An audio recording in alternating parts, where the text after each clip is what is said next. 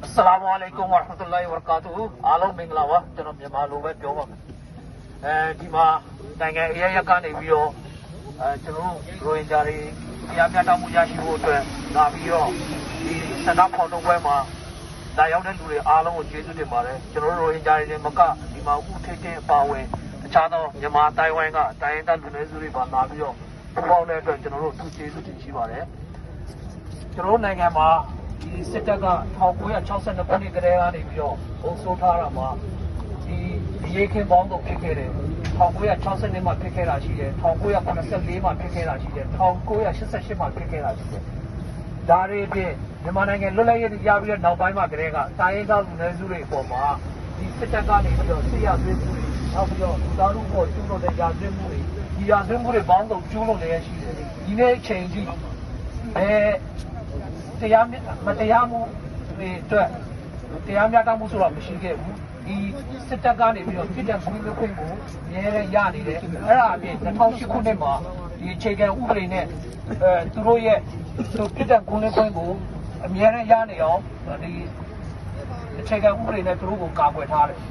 ဆိုတော့ကျွန်တော်တို့ရိုဟင်ဂျာတွေပေါ်မှာ2019ခုနှစ်မှာ2016 2019ခုနှစ်မှာဒါလူမျိုးတုံးတပ်ဖြတ်မှုကျူးလွန်မှသာလေအများစုကဒါကိုသိလာခဲ့ကြတယ်တကယ်တမ်းမှာရိုဟင်ဂျာတွေပေါ်ကျိုးလွန်နေတာက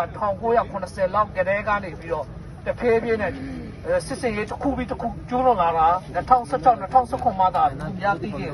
မြန်မာနိုင်ငံမှာဆိုလို့ရှိရင်2012ခုနှစ်လောက်မှဒီမှာကလူတွေကဒီရိုဟင်ဂျာဆိုတာကမြန်မာနိုင်ငံအတွင်းမှာရှိတယ်ဒါပေမဲ့ဒါကိုဒီအစိုးရကဒီစစ်တပ်ကဘယ်လိုပုံစံနဲ့ပေါ်ခဲ့လဲဆိုရင်ဒီလူတွေကဘင်္ဂလားဒေ့ရှ်ကနေပြီးတော့တရားမဝင်ရောက်ရှိလာတဲ့လူတွေဒီအခုစစ်ကောင်းဆောင်မင်းအောင်လှိုင်ကိုယ်တိုင်ဒီလူတွေကဒါကိုလိုနီချိန်တုန်းကရောက်လာတဲ့လူတွေဆိုပြီးတော့ဒီလိုမျိုးဝါဒဖြန့်တာတွေလုပ်ခဲ့တယ်ကျွန်တော်တို့ကိုအမိုးပွင့်အချင်းအောင်ထဲမှာ1992 93လောက်ကတည်းကနေပြီးတော့ပိတ်ထားတယ်ခကြီးသွားလာခွင့်မပေးဘူးတရွာကနေတရွာတော့သွားခွင့်မပေးဘူးလက်ထပ်ခွင့်ဝေးပွားခွင့်တောင်းတခွင့်ကျမ်းမာရေးအားလုံးအစားအစာရပိတ်ပင်ထားတဲ့အတွက်ကြောင့်တပြည်လုံးကမသိခဲ့ဘူးအဲ့တော့ဒီစစ်တပ်နဲ့အစိုးရကနေပြီးတော့ဝါဒဖြန့်တာတွေကဒါအားလုံးဘယ်လိုပြောမလဲအကုန်လုံးယုံကြည်စရာပုံစံမျိုးဖြစ်လာတယ်နောက်ပြီးတော့တောက်လျှောက်ကျွန်တော်တို့ရဲ့တမိုင်းကိုဖျောက်ပြက်ပြီးတော့ကျွန်တော်တို့ကိုခိုးဝင်ပုံစံနဲ့ပုံဖော်ထားတဲ့အတွက်အခုချိန်ထိဒီမှာတရားမျှတမှုကျွန်တော်တို့လာပြီးတော့တရားမျှတမှုအတွက်လာတဲ့အချိန်မှာတော့ဒီတမိုင်းနဲ့ပတ်သက်ပြီးတော့အငြင်းပွားနေကြတယ်တကယ်တမ်းမှာကျွန်တော်တို့တမိုင်းရှိတယ်ဒီအချိန်ကကျွန်တော်တို့အတွက်တမိုင်းနဲ့ပတ်သက်ပြီးတော့အငြင်းပွားစရာအချိန်မဟုတ်ဘူးဒီအချိန်ကကျွန်တော်တို့တရားမျှတမှုအတွက်လုပ်ရမယ့်အချိန်ဖြစ်တယ်လွန်ခဲ့တဲ့6နှစ်ကလည်းကျွန်တော်တို့ဒီနေရာမှာ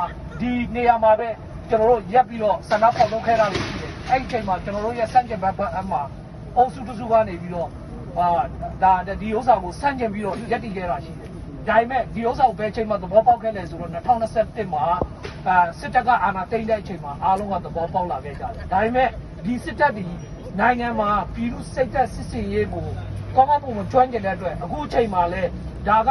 နိုင်ငံတော်ကိုကာကွယ်ရမယ်နိုင်ငံတော်ရဲ့ဂုဏ်သိက္ခာပြည်သူတူချင်းစီရဲ့ဂုဏ်သိက္ခာဆိုပြီးတော့ဂျင်းထဲနေတာတွေရှိတယ်ဒါတွေအားလုံးကိုလည်းယုံကြည်တဲ့အုပ်စုတစ်စုကရှိတယ်ဒါကိုတန်တရားဖြစ်ပြီးတော့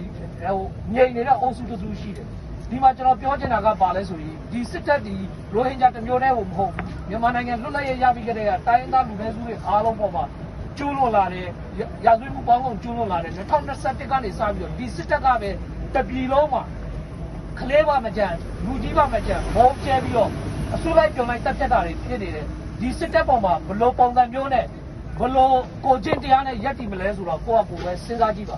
ကျွန်တော်တို့ဒီမှာအမှုဖြစ်နေတာမှန်တယ်နိုင်ငံကိုတရားစွဲနေတာမှန်တယ်ဒါပေမဲ့ state ရဲ့ responsibility ကိုတရားစွဲထားတာဖြစ်တယ်ဒီ state ကိုရဲ့ responsibility ကကျွန်တော်တို့ဒီစစ်အာဏာသိမ်းမှုကိုလက်ခံပြီးဖြစ်စေလက်မခံပြီးဖြစ်စေလက်ရှိချိန်မှာနေပြည်တော်ကိုထိန်းချုပ်ထားတဲ့ဒီစစ်တပ်ပါပဲတာဝန်ရှိတယ်ဒီ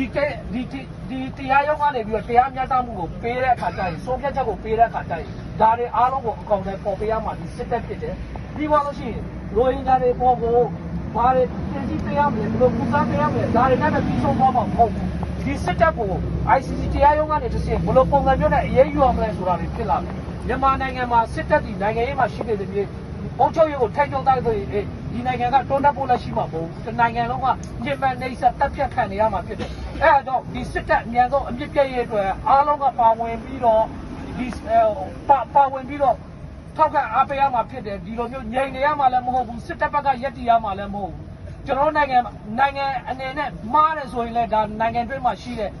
တူးပရေတွေနီးပရေတွေဒေသနာဥပဒေတွေနဲ့ဒါချိုးလွန်ခဲ့ခြင်းဖြစ်တဲ့အတွက်ကြောင့်ဒီအမားကိုဝန်ခံခြင်းစီဂုံယူရမှာဖြစ်တယ်ကျွန်တော်တို့ကကူစားရမှာဒီဥစ္စာကိုဆက်လက်ပြီးတော့ရေရှည်တွဲသွားမှာမဟုတ်ဘူးဒီလိုပုံစံမျိုးနဲ့ဆက်နေမယ်ဆိုလို့ရှိရင်နိုင်ငံလူတွေ